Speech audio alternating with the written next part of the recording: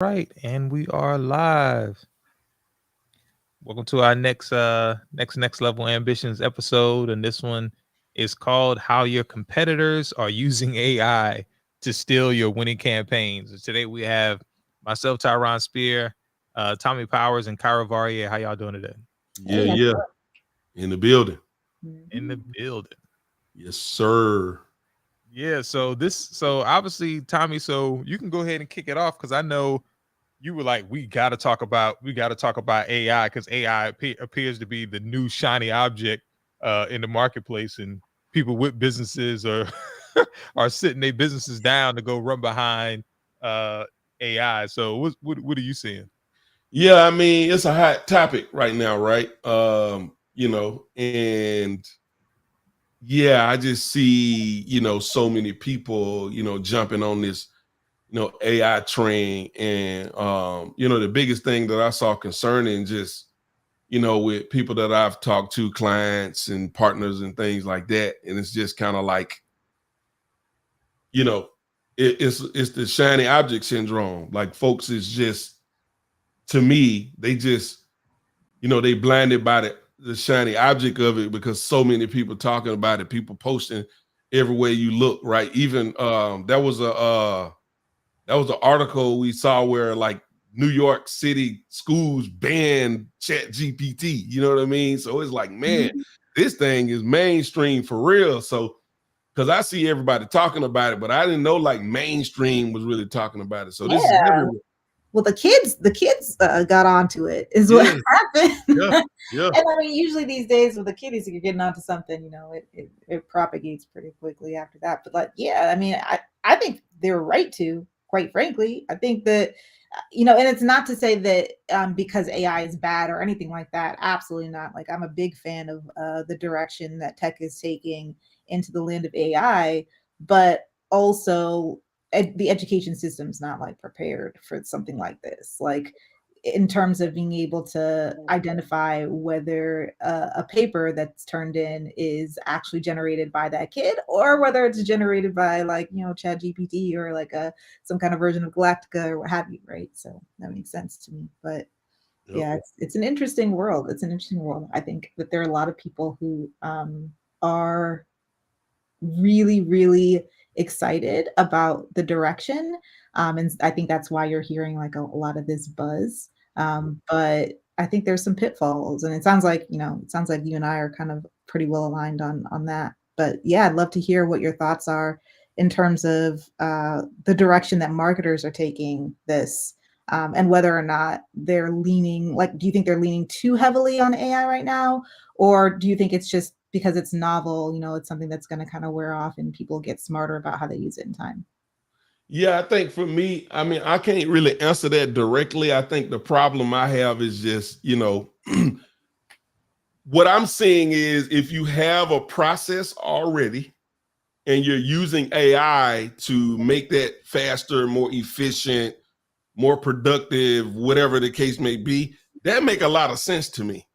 But what I'm seeing a lot of people who is trying to fit AI into what they're doing now, but they don't have a process that they're doing. And so now you just chasing a shiny object or you getting distracted Mm. because you don't know how to fit it into what you're doing, but you feel like you need to be doing it because everybody's talking about it. Yeah, yeah. And It's that's like kind of where I'm trying to draw the line in the sand that ultimately when I'm having these conversations is like, look, if you have something where you feel like you can fit it in, absolutely explore that.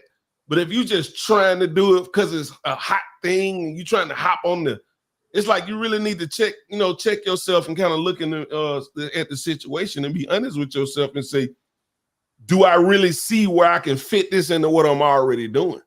Because if not, then am I just passionate about this? Because you might just be passionate about it. Perfectly fine. You know what I'm saying? Or am I just being distracted by this? And that's really, to me, the takeaway that I want people to have is to be able to bucket it as such. Can it help what I'm already doing? Is it just something that I love this conversation and I'm just really passionate about this? Or am I just being distracted by this? And yeah, that's, to me, at the end of the day, where I think people need to do. and then you can go move forward based on that. That's fair. I feel like there's um people are a bit distracted, but I think it's because they're just trying to kind of figure it all out and kind of they're trying to figure out how they can use the thing in a way that's going to be beneficial. And I think it's really critical to figure out how to actually use a thing properly. The thing with AI right now in current stages, and there's some, that are smoother sailing than others, right? ChatGPT versus what happened with Galactica. Right. I don't know if you guys are familiar, but basically they were up for a hot minute and then they shut down because people were realizing that it was just like spitting out kind of nonsense, like and especially because Galactica was trained off of like scientific and academic data, right? And so it's designed, or it was designed, to be able to spit out like basically academic articles on a whole array of scientific topics, but it was giving like really bogus information. Like people would put in like, to get insight into, space exploration, for example, and it was spitting out like very seriously, like it appeared to be very well thought out, very serious discussions pertaining to space exploration, works cited and everything, but like it was telling people that they were like, bears who were like exploring space and like describing the bears in like grave detail. It was very bizarre. So like I say all that to say, like, AI, I think it's still in development. It's still in its infancy, even though it's become a mainstream topic. There's still some snags and some things here and there, and it's only going to be, I think, the output that you get from AI is only going to be as smart as your own input, like as in, and when I'm talking about like in terms of like what you're putting in, with the thoughtful prompts that you're putting into these systems, and being really intentional and strategic about how you are using the output.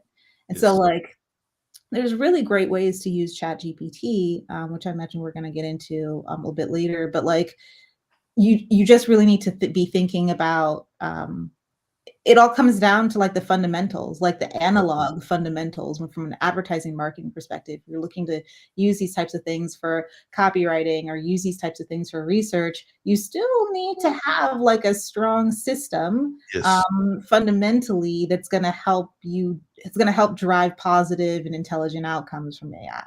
Yes. I mean, look, just to kind of cap this off, a bright, shiny object. The bright, shiny object syndrome is when you are distracted by things that really doesn't have use for what you're doing, but it appears that it does. Like that's what that is. And so that's the only reason why I bring that up, right? But you just nailed it, right? It's like having systems, leveraging it with things you're already doing perfectly. I mean, that's what we all trying to do. That's what I'm trying to figure out how to do. But I just know that I'm not going to get caught up in the distraction of it because I'm trying to force or trying to find something around, when I can just max out what I kind of got already going on. And so Ty, I know even like how this whole conversation came up, right? Like, before we get into like, how people use it to steal, to win in campaigns, right? Because that's kind of like this whole conversation that we have. And I remember, just you was kind of dropping, kind of like these, you was dropping these kind of like research data on me. And I was just like, yo, that's crazy, right? So maybe you can kind of like, touch on that real quick too. Absolutely. So we have more context when we get into the real meat and potatoes of how to use it to still winning campaigns. Yeah, so I think we were, one of the, when I mentioned this number to both you and Kai, I think both of you guys kind of sort of did a double take and asked me, did I jack the number up? Yeah. And they're saying that AI has a projected value of $24 trillion. Yeah. And Kai was like, you mean 2.4 trillion? But like $24 trillion is what they're projecting the value for AI to be. And to put that in the context of people, Apple is worth 2 trillion, right? Google is worth 1.13 trillion, Amazon 891 billion, and Meta and Tesla are in like the $300 billion range, right? So collectively combined, all those companies combined is just 4.6 trillion. And we're talking about this is worth 5 times that. So that's what we're talking about. And investors are running to put VCs, private equity, they're running to put money into AI. I think Tommy, you mentioned, what did SoftBank say that they what did SoftBank say about how much money they put in AI? Yeah, we're looking at a it whim, was like 100 billion. They was on like a whim. It might look like we put $100 billion on a whim, and I'm just kind of like, that in context, right? Like, right. So like even if the crazy. perception is I put $100 billion in on a whim, like that's nuts. Right. Because $100 billion to just kind of be thrown around is insane. And again, to put that in the that's a third of what Tesla is worth. That's a third of what Facebook or Meta is worth, is what they're saying. So, and so and don't feel bad for these companies, because Meta themselves have already invested 3.7 billion in the AI. Google / Alphabet has already invested 200 million in the AI. Like Elon has already invested $1 billion. Bloomberg, is letting us know that Apple put in 430 billion. I'd be willing to bet Google's investment is probably the most in AI, though. They're saying Apple. They're saying Apple has invested the most, according to Bloomberg. I don't know about that. Maybe if you talking about like these current models, or you just talking about artificial intelligence as a whole? Because Google's been investing in artificial intelligence probably long as most of these tech companies, especially in the advertising space. They've been at it for a minute. So I'd be willing to bet that if we dig enough digging, Google, Alphabet probably got a deeper investment than Meta, at the very least. They've deeper invested in Meta. But it don't surprise me that Apple invested probably the most, because Apple probably got $200-300 billion in cash. Exactly. And they trying to figure out what to do. Right? Exactly. So it make perfect sense for them, Yeah. So and then rounding this out, Amazon is at 1.2 billion, right? So and then 200 million that they just put into a university that's focusing on AI.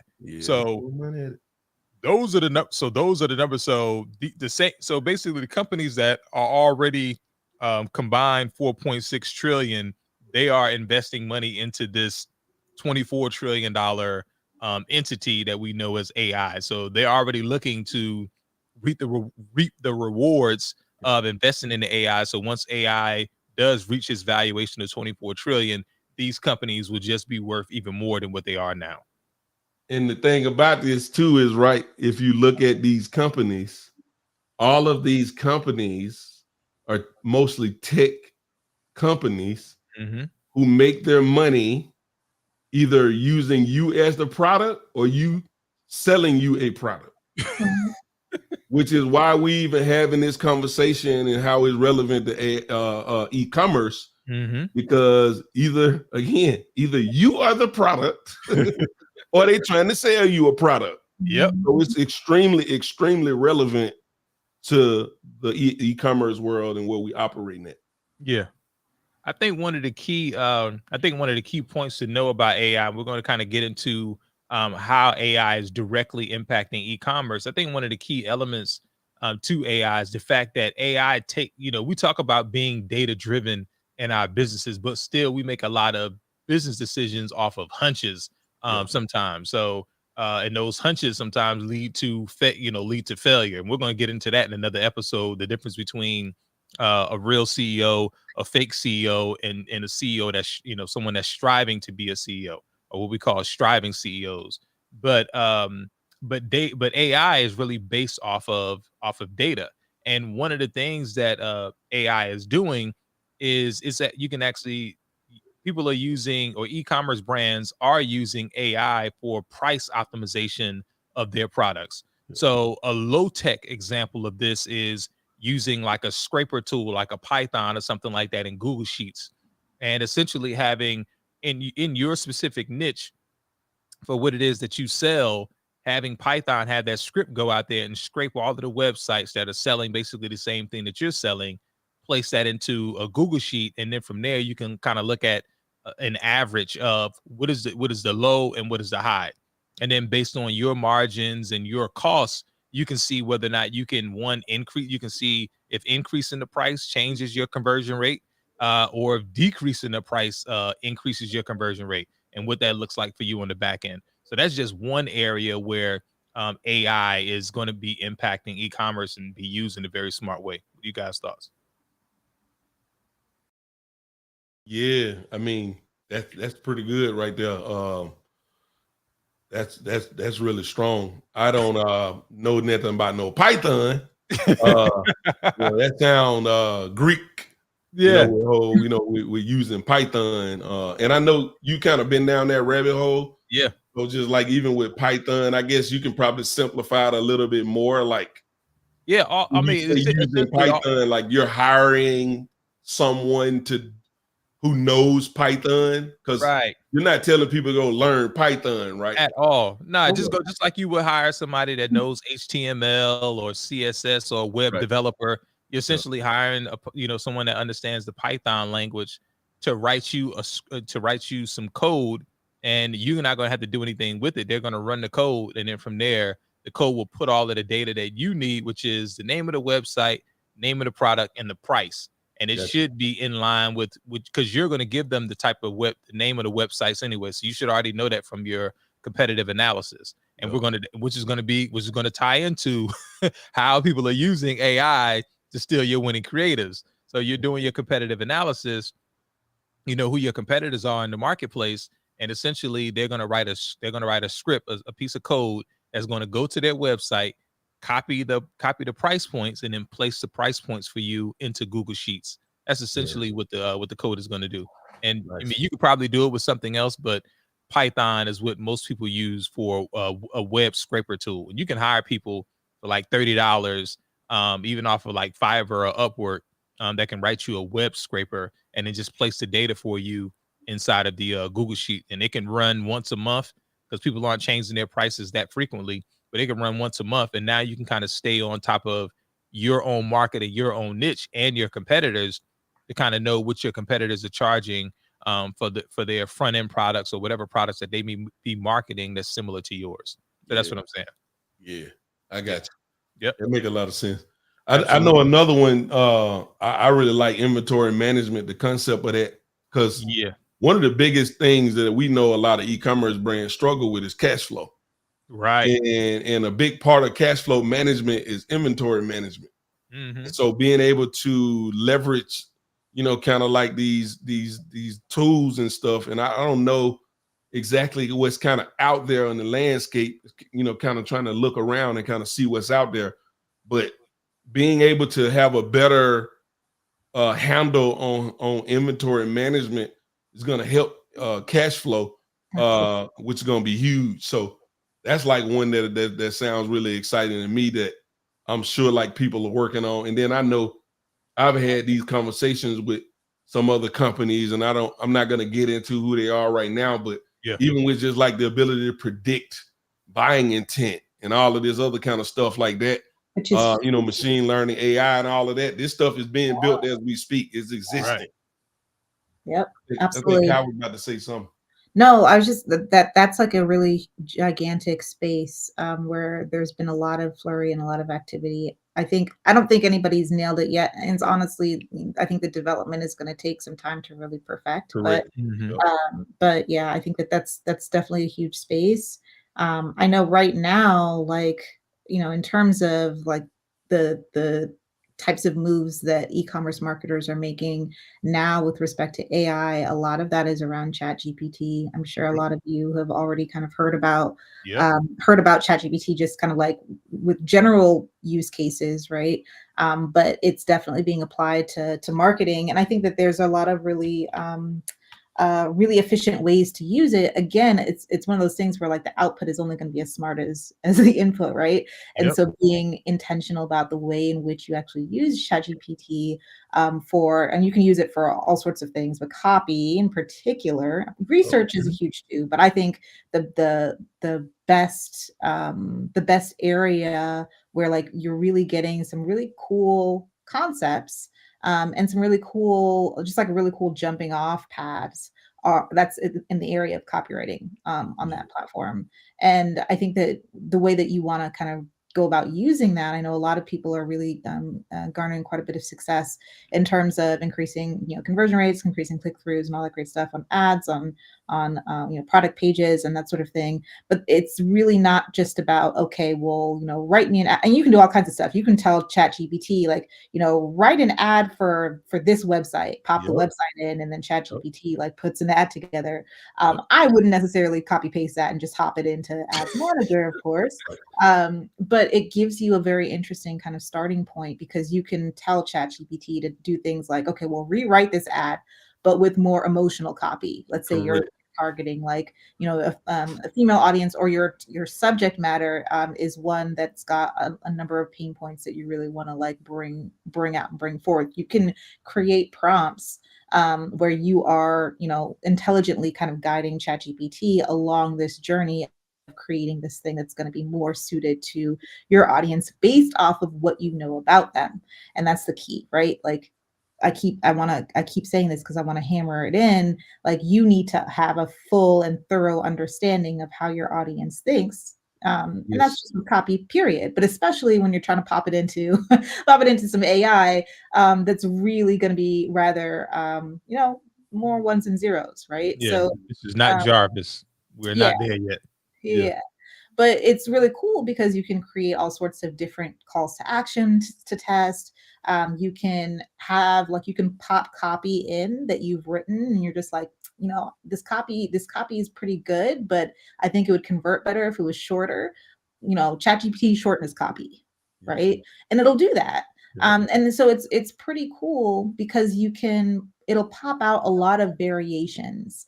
I don't necessarily recommend, I think some people are doing this where they're recommending, you start from jump, like start from scratch and just have ChatGPT write your stuff. It's not going to be, I don't, just from the numbers, I haven't really seen where that is really super beneficial to people. I think it's most beneficial when you've got something that's winning, that's gaining traction, and you're looking to essentially scale that piece, right? It's great for recycling content and slicing and dicing and chopping it up. It's great for creating new variations. It's great for enhancing what's already working. All of these areas, I think, is where I think it's most reliable if you're going to be using it for things like copy, for advertising and marketing. But it can be really great because it can provide you with some ideas and thoughts and terms and concepts and what have you that you might not have thought of before. That's still within the parameters of your requirements.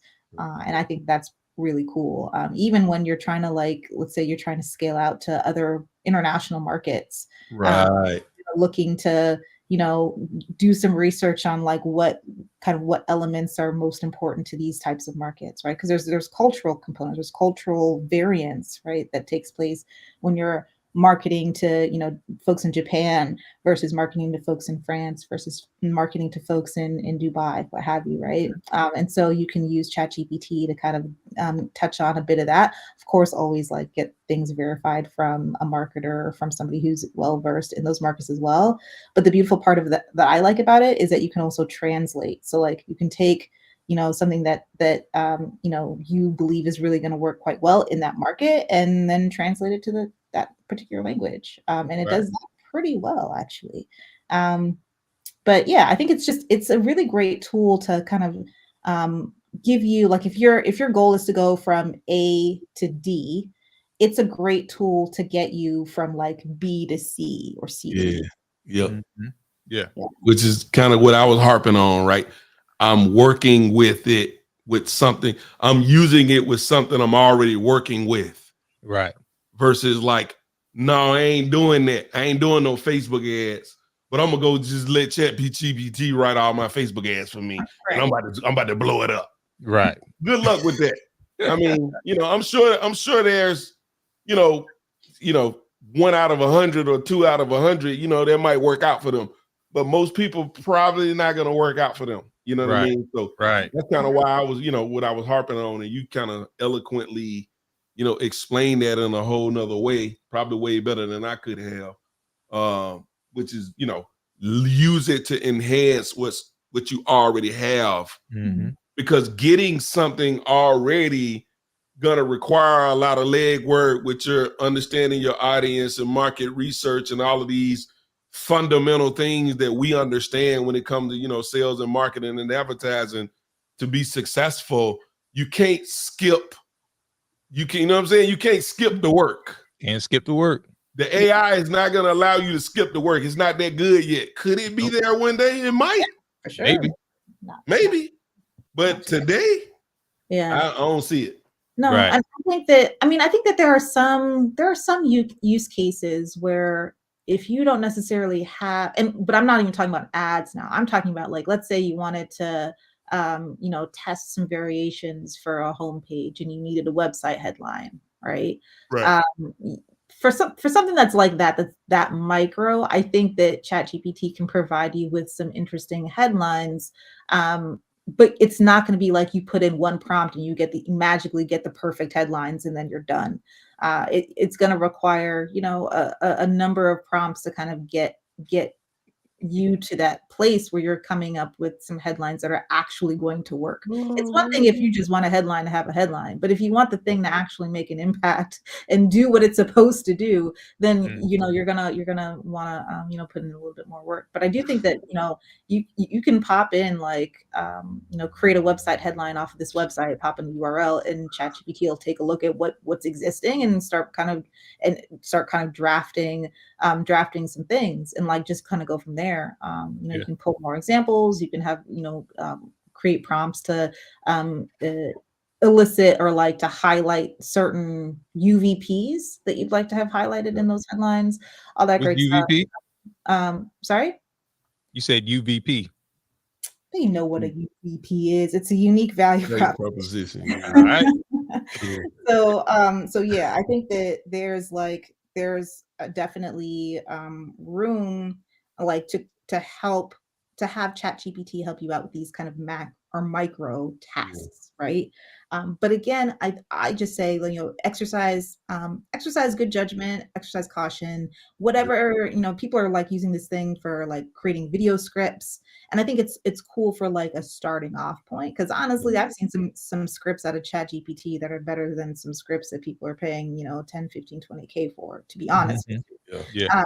But make sure that you also have that kind of stuff vetted through with like a solid copy editor as well, and that you're running through based off of all of the fount of knowledge that you have with respect to your audience, and all of the historical ads and marketing data that you have, to make sure that you're beefing that up, and so that it's as good and strong as it really should be.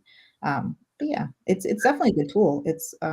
That just made me think about how we're using it for video scripts. So probably 2018, 2019, I had a Google rep who, her name was Sabrina. She was amazing.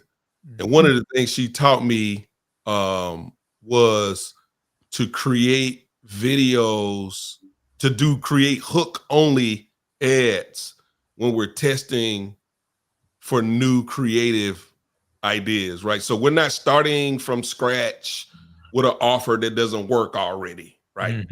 But if we want new creative for our proven offer, what she taught us to do was do hook only creative, like 10, 15 seconds.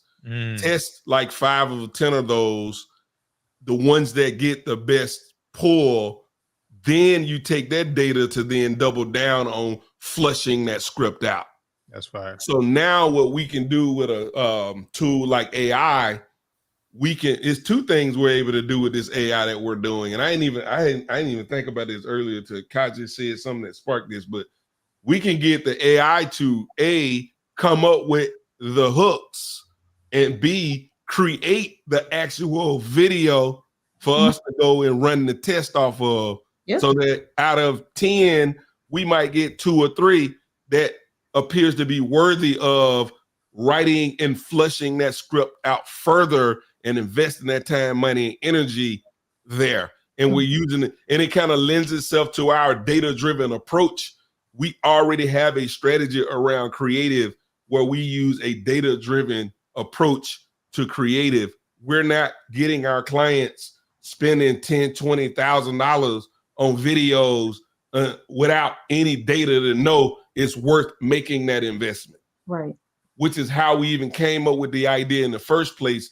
And then Sabrina gave me that, which allowed us to take that even a step further down, where now we could be $1,000 out of pocket between making these little hook-based videos and putting money behind that to get a better sense of what we ought to be doing, right?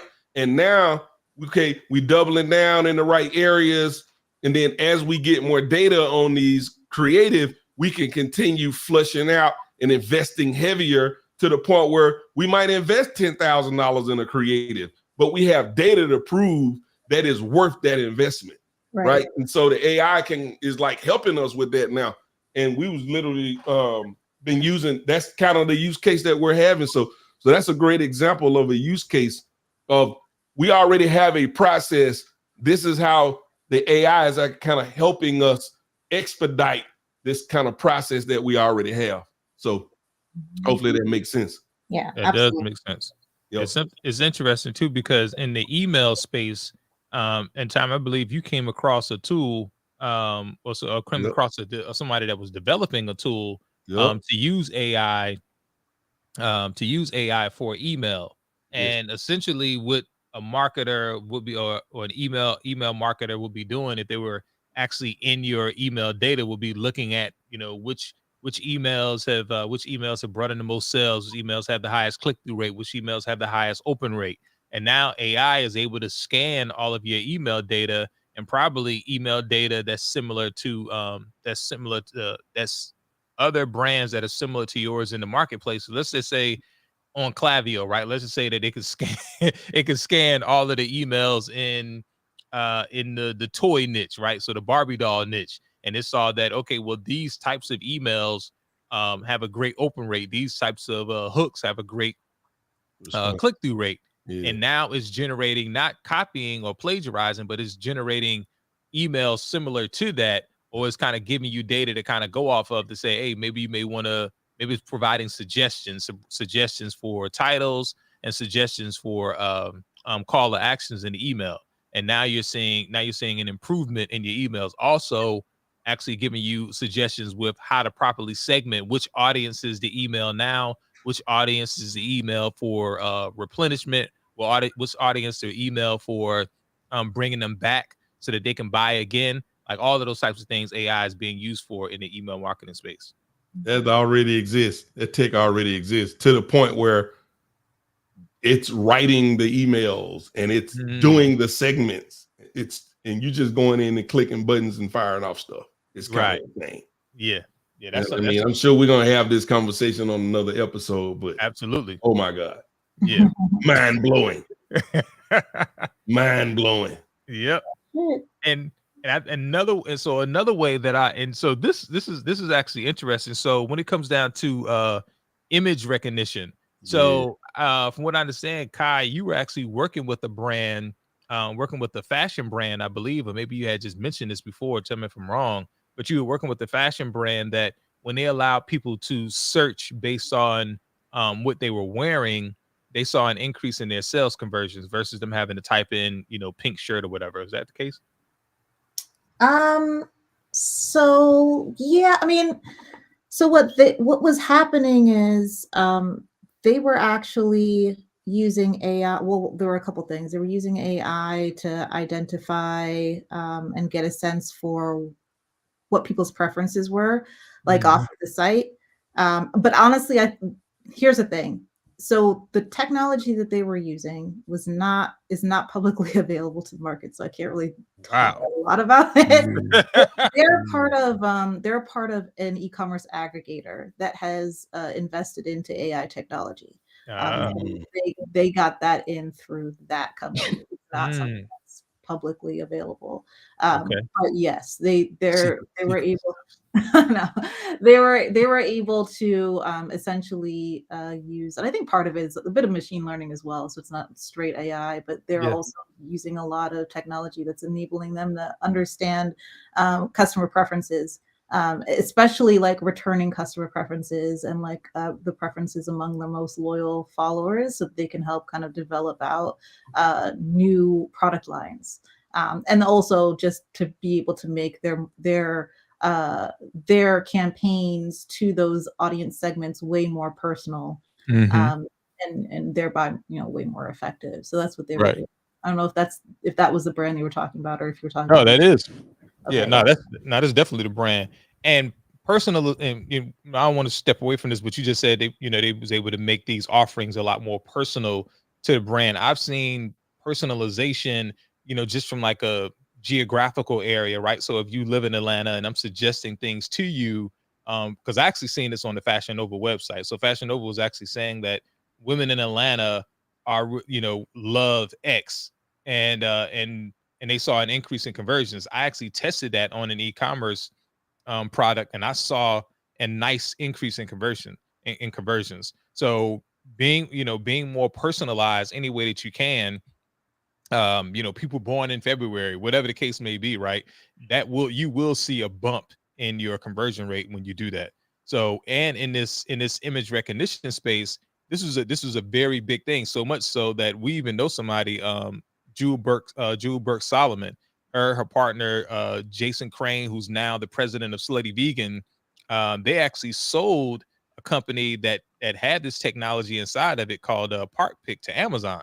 And when I was actually doing the research on this, I found out that their other partner, who was actually their chief technology officer, um, Nashley Cyphus, she actually lived, I think, maybe like 2 hours from Utah. She was born and raised like 2 hours from you, Tommy, in Yeah. Mississippi. Yeah. Yep. Yeah, Yep. so she's from Jackson, Mississippi, and Mm. you're from Starkville, right? Correct. And then my Yeah. wife from Vicksburg, which is like 30 minutes from Jackson.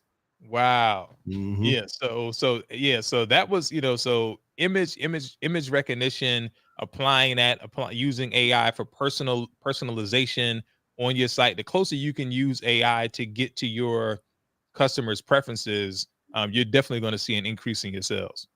Yeah. Yeah, I think especially like anything. So with respect to image recognition, like anything in the beauty space, well, not maybe anything, but there are plenty of niches in the Skincare. beauty space that can benefit quite a great deal from this. I think that even like augmented reality, I Yep. know there are a lot of makeup lines that have been evaluating both makeup lines and fashion lines, like clothing, that Yeah. have been evaluating, playing around and testing with this. And it's so important because when you think about it, like the one of the barriers to entry for almost any e-commerce brand is the inability to try things on, right? Hmm. Hmm. Um, so that's going to be a huge space, a huge Absolutely. space for fashion, and skincare and makeup in particular, I think. Hmm. But yeah, I know that there are some other I think in the interior design space, there are going to be some pretty amazing strides in that area. Yep. I'm actually planning on doing a little investing myself in that area because Yep. there's such a massive need for it, Yep. where people are really struggling with, okay, I know I've got this design project, and I know that there are all of these places that have all of these amazing pieces. How do I bring all of that together into one space?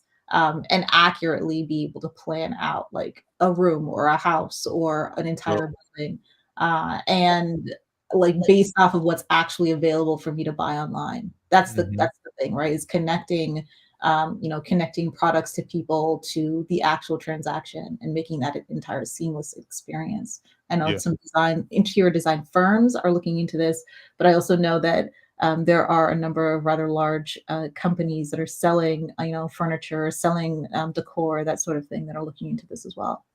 Yeah, Right. because essentially what we're talking about is a whole another platform. So instead of you running ads on Facebook, if you're in the e-commerce space and you're supplying these furniture goods, you're now running ads on what's one of these big magazines for like furniture and Wayfair, you Yeah, mean like Wayfair. or like yeah. a Yeah, website. so now you're running ads over on Wayfair because I can open up my phone, see what their room looks like, and now I'm Mhm. like, yes, I want this. I can only imagine the AOVs to be through the roof because I'm Yeah. literally trying to buy a whole room. Just Yep. like I would walk into I don't know, Gucci and say, I want this suit, right? I want the pants, I want this fit I want this entire outfit. outfit. So they're Even gonna be doing beyond the that, same thing like, for rooms. take several steps back from that though, because like it the amount of power that is lying latent in this is insane. If Mm, you can if you can pop open a platform and say, I'm looking for a mustard yellow mid-century modern couch that seats four, Yep. right? And it whew, pops up like, you can't do that in Google right now. no, Like, the Nope. amount of hours that people Shit. waste on Google search and Google wow. Shit. shopping and all of that. No, you doing is just swiping through and it looking like it's sitting inside of your house right now, and you land on the one like, ooh, this look good. I want that. Boom, click a button. Yep. Right. Like Oh my God.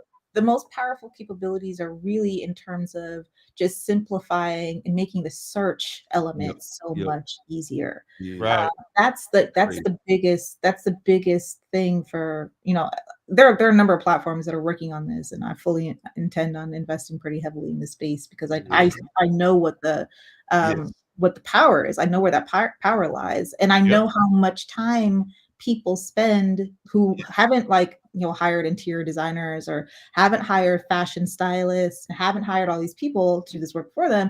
I know how much time it takes. Right. Um, I mean, and you think about interior designers, like people would say, well, AI replaced them. No, like imagine your interior designer pulled up at your crib and they going through and they helping you figure out what prompts you need to be putting in and showing Exactly. you what it look like in your house. I'm loving Exactly. that person. Right. Absolutely. Absolutely. I'm 100% loving them. all day, every single day. I Like, this need Yep. that person right now to come build out my studio right now. Yeah. Like I don't know, but we can sit down and have a conversation. I'm sure they can pull stuff out of me that I wouldn't never thought about, and they can leave, and I could have been about everything that I need for my studio. Mm-hmm. that's the Yep. thing of it. I think that what's Sick. in a lot of these industries, the limitation um, for a lot of these service providers is like inventory. It's the Yeah. access to the things. Yep. It's the knowing what is actually out there, the breadth and depth of all of the products that are out there that can help, that can satiate a client's or customer's needs.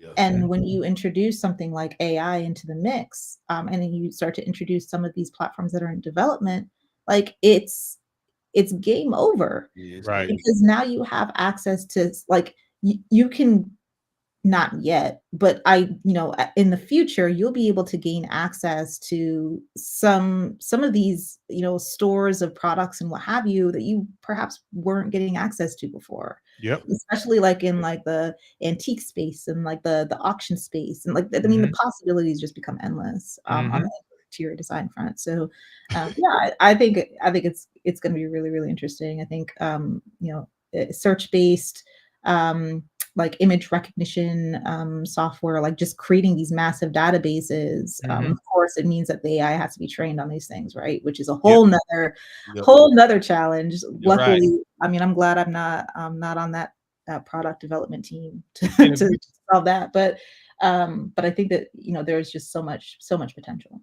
and again, just coming back to coming back to e-commerce and um when it comes down to the infrastructure that was set up, like search engine optimization, voice search, as Kai just said, the infrastructure that's being built is to get us ready for the next phase of the internet, right? So we talked about before, what is it, what's the new level of internet, 5G. So like 5G was a big thing. Your website is going to have to be your website is going to have to load a lot faster than it does now. Wherever you're hosting your website at, you're going to need to make sure that your website loads incredibly fast, because we're going to go from people looking at your website now to them wanting to pull up their phone and having a total augmented experience, how they can use your product right now. Like they can try it before they buy it. They're going to want to do all those things. So the consumer is going to change, and the technology would have changed to allow the consumer to have this type of experience. And if you aren't offering your consumers that type of experience, once the big switch happens, then you're going to be left in the dust. So I think that's something that we also need to have in our minds as, people that are in the e-commerce space. If you're a founder or if you're just a marketer or what have you in this space, we need to have that in the back of our minds, that everything is going to need to move a lot faster, not just for fast sake, but for the functionality of these new tools that people are going to want to use to evaluate your product and to evaluate your service. It's going to be different. Yep. So Ty, how are you using AI to steal your competitors' winning campaigns? So actually, Kai just kind of broke it down. That's So true. what's happening is people are, just from a creative standpoint, one, you're going out there, who your competitors are, who the top players are in your space, and you're seeing you can see the metrics on the ads, right? You see this ad has 300 shares, it has 1 million views on the video. It's been running since last year, right? So obviously this ad must be working. You could do more competitive research to see what's actually killing it and what's not. But if you're finding these creatives and they keep showing up and they've been running for months on end, then either the person running behind it just running at a loss, or this creative is really working. And you could probably see a trend across, let's just say 10 of your other competitors. Maybe they're doing something in that similar vein. Now you can break that down, as Kai just said, just kind of have this down on a spreadsheet, if you will, and just say, okay, title. Okay, now you have this title is a functional title. This title is an emotional title, or this title is a curiosity-driven title. This kind of goes back to what Kai was mentioning earlier when she talked about the prompts or the inputs to put into a ChatGPT or into like a Megatron, and then now have them rewrite certain sections of that copy, of that ad copy. And now you can steal your competitors. Your competitors.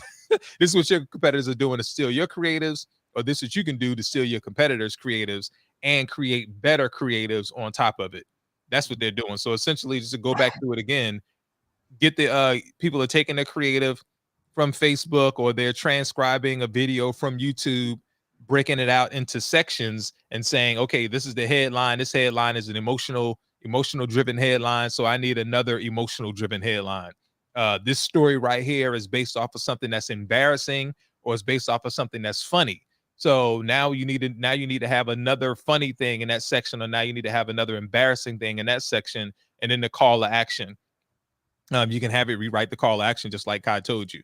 And that's ultimately how they're using ChatGPT or Megatron or whatever other or Jarvis. That's how they're stealing their competitors' winning creatives.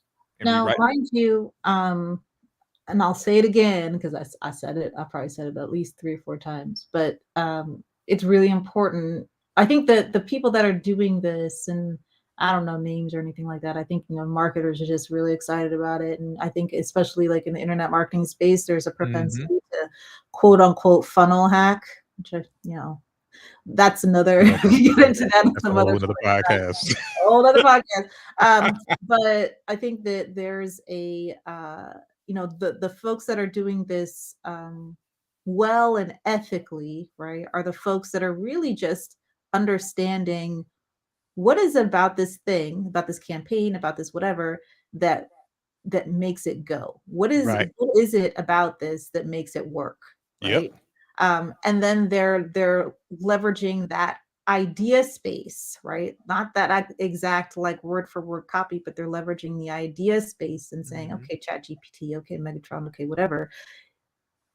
Spit out something for me that emphasizes this emotion while also highlighting this selling point, and this selling point, where it's versatility, durability, and affordability, like that sort of stuff, and then Right. generating things based off of that. Yep. There's a way to do it. There's a way to do it ethically. Not everybody is, but hey, there you go. That's the way she goes in internet marketing. I love it. So any closing points, Kai, Tommy? Yeah, so I saw I'm trying to recall who it was using because we was playing around with this last week using Chat GPT to go out and pull the top reviews from a product on Amazon. So then they would just go and do that. They would then go and do that multiple times with multiple products to pull out the top Amazon reviews, maybe like the top 10 or something like that. Right. And then compare them product to product to product, and then use that to be able to say, here go the key elements that people care about in the reviews. See if you have testimonials and reviews in those things, and then leverage those assets into the ads. I thought that was pretty. Yeah, it was kind of. It's more to it than that, but that's kind of like the overarching of it. So we had started playing around with that because really, and I shared with you guys our logging process, right? So so that's kind of how we were playing with it last week. It's like if we can go out to a Trustpilot, or because it might not be Amazon, the reviews might be on Google, they might be wherever, right? Yep. And we can go get our competitors, or we know like who else is buying a product similar to what we're promoting, what our client have or what our partners have.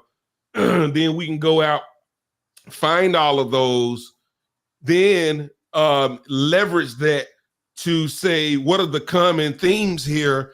Then take that, go to our log and pop those themes in, pull that content out, boom, that's going out into our creative or our ad or emails or whatever we want to do with them. Right. Middle and bottom of funnel. Basically. Y'all can't see me, but I'm literally over here rolling my eyes into the back of my head. Bruh. Because I was like, yo, this got to be stupid. So we've been building a process on that. Yeah. But without the log, it probably wouldn't work when it comes to video. But having the log is helpful now because remember I was showing y'all like I have a search. It's a searchable database basically of all of the content, video content. But man, bro, like it's kind of crazy, man. So that's kind of like one of the ways we kind of like leveraging our competitors' stuff to kind of give us a better sense of the type of content we could be pushing out, particularly like I say from reviews, because these are things that people are saying, and these are probably the things that can get folks over the hump. So it's not necessarily that we're leading top of funnel with these things. We kind of can do like what you guys were talking about, and we haven't really done that, to be honest. But like middle and bottom of funnel, that's kind of was like I was like, oh my god, like now we can leverage data that exists already to kind of better inform what we should be pushing out in our middle and bottom of funnel stuff. And now we can just go to this log that we have, find that content that already exists, and now we can be able to kind of just roll that out. So it's kind of crazy, man. And that's something would have took us, if I had that idea to do that before having AI, how long would it take for somebody to go gather all of that? You know what I mean? And, well, first off, part of that process would have been you hiring a Python person to go craft up a web scraper to now push that code out, push it into Google Sheets. Now you got to separate it and all of that. Instead of that, you just typed it into Chat GPT and it just gave it back to you. Yeah. That's crazy. Yeah. That's nuts. Yeah. No, honestly, like, and that's the kind of like intelligent use of AI that I want for everybody. Yes. I mean, that, especially like in the world of creative, right? Like there's so many possibilities. And I think AI is really shortening the gap that, especially for small brands, that don't have like, you know, the $1 million budgets. They don't have the massive production companies that are, you know, taking retainer. Like for those folks, you know, this is such an amazing space. Like for what is it? Oh gosh, I just had it on the top of my the tip of my tongue. Oh, Midjourney. Have you guys heard of Midjourney? Mid-Journey, I have. Yeah. I've heard of it, yeah. So like Midjourney's now Midjourney's not video, right? It's like it's a static image. But the beautiful part about Midjourney is like literally it'll create anything that you could possibly imagine. Like you can conjure up a concept and Midjourney will and like pop that into Midjourney and it'll spit it out for you. It's a Discord Midjourney is like a Lensa, right? Yeah, kind of. Yeah. But I But think it's Lenza, you have to give Lenza your right. An You're image. you're giving an image. Midjourney's I don't believe Midjourney's an app yet. It's Discord based. Yeah. And it's the only input is really you just typing like here's the concept kind of a deal. Now but people like a can chat get GPT. kinda, yeah. But like people can get really, really, really granular. And that's the most amazing part about it. You can like, you know, it's not just like, okay, have a man in a room and he's talking to another man and there's a window. Like you could do that and it'll pop out some stuff and then you can optimize and whatever from there.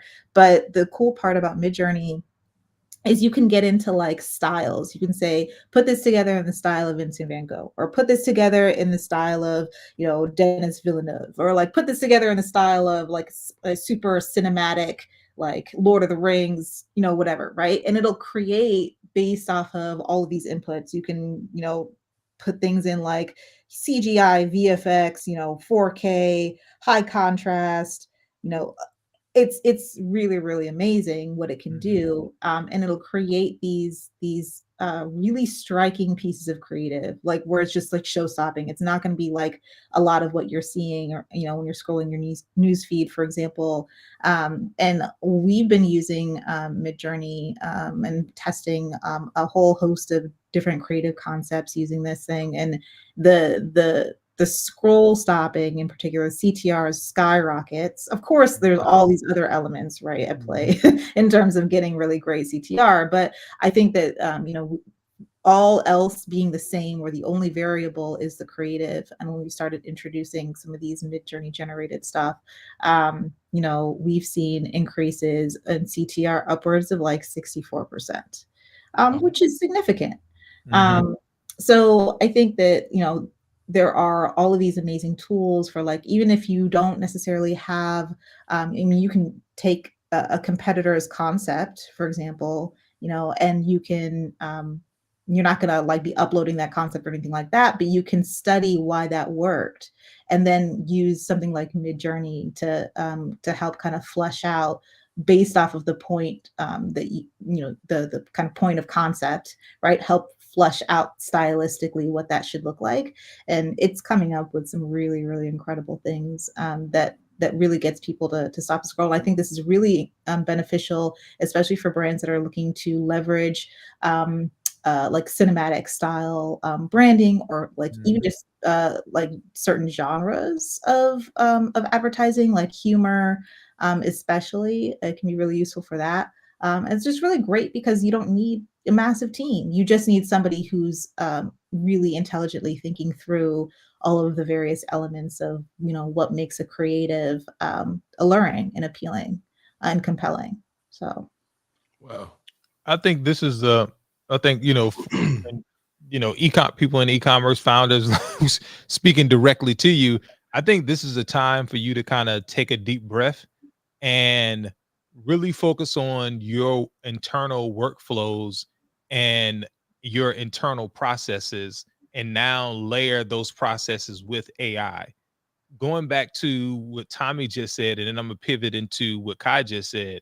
So when Tommy was talking about, you know, their workflow of how they're, you know, using chat GPT to go out here and then pull back the reviews, like you would, that's part of your research process, or it could be, you know, part of your research process for making your landing page, making your landing pages better, making your ad creatives better, and then so on and so forth. You would have had to hire a developer to go out there and create that tool for you to pull all that data back. But now you can use chat GPT to to pull that data back so much faster for you. And then transition into what Kai was saying is really something that's even bigger here at play, which is really these tools are ultimately going to be used for world creation.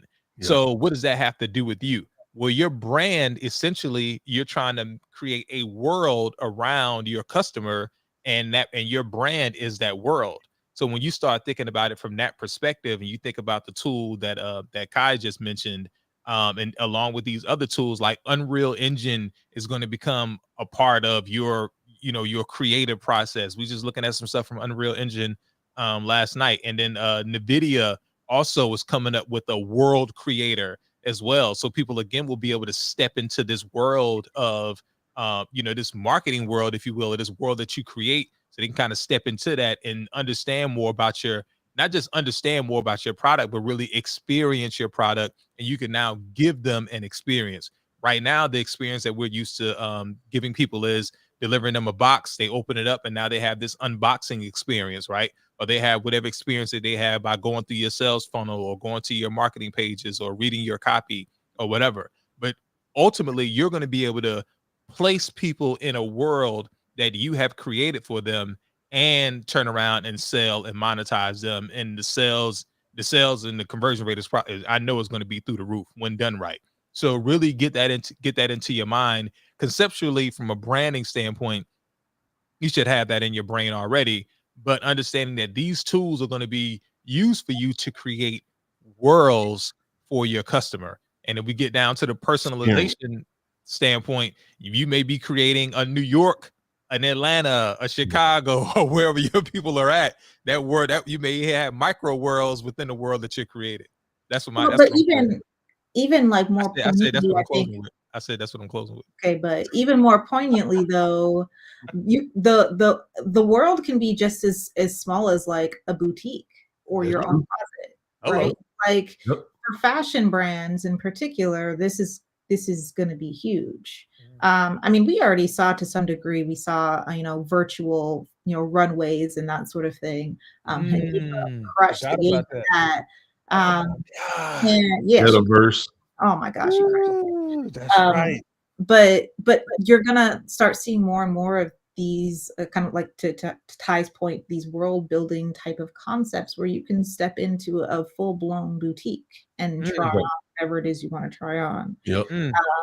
And so there's so many applications, and I know we're talking like well into the future for a lot of smaller brands, but I think it's really important to be able to use AI, current state AI, to find ways to build worlds now, because you can do that. You absolutely can do that with branding. You can do that with creative. You can do that with storytelling, and you can do that through connecting, kind of the digital space with the with the outside world and experiential marketing and all that other great stuff too. So absolutely, that's awesome. Woo. Just make sure you have a foundation that you're putting the AI on top of, and not just chasing it for the sake of chasing. Right. You never don't want to do it just because everybody's doing it. Correct. Something just because it sounds cool. It needs to be rooted in data. It needs to be rooted in something real. Yes. Yep. That's it. That's all I gotta say. Boom. Boom. All right. That's the end for this episode, y'all. On how your competitors are using AI to steal your winning marketing campaign. That's it for myself, Tyron, Kai, and Tommy. All right. See you guys on the next episode. The next episode will be dropping, and we'll be talking about CEOs and how to be an amazing CEO. All right. All right. Peace. Been real. Take care.